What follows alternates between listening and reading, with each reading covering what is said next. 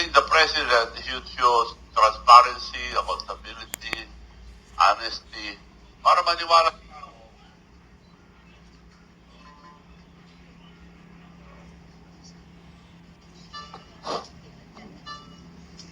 Para maliwala ang tao sa kanya, unahin niya yung probinsya niya.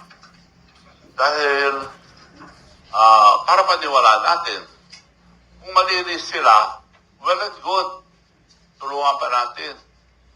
Yung suggestion ko, makakatulong sa kanya. Kung totoo yung sinasabi niya, malinis. Unahin niya probinsya niya, then probinsya na, magkatabi lang kami. Imbestigahan kami lahat. Maski hindi flood control, lahat ng project imbestigahan nila. We are very transparent in Ilocos Sur. So ipakita niya na ganun din sila, then maniniwala ang tao. Bakit ayaw galawin? Ang kamo nga sa ICI, unahin na Ilocos Norte, para magkaroon ng pagtitiwala sa ating presidente. Sa Senate lang, pinagtakpan na nila.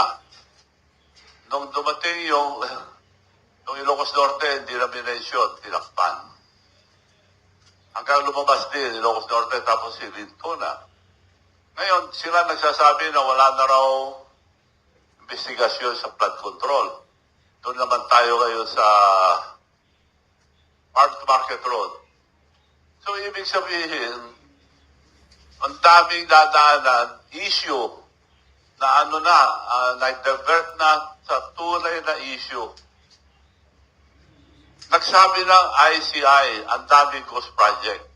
Bakit tayo pupunta sa another project? Ibig sabihin, bisigan nyo muna lahat yan hanggang matapos ang term ko.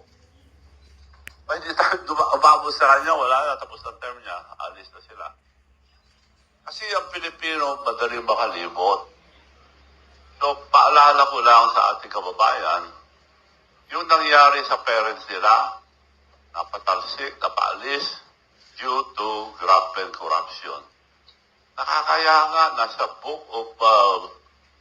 Guinness Book of Record,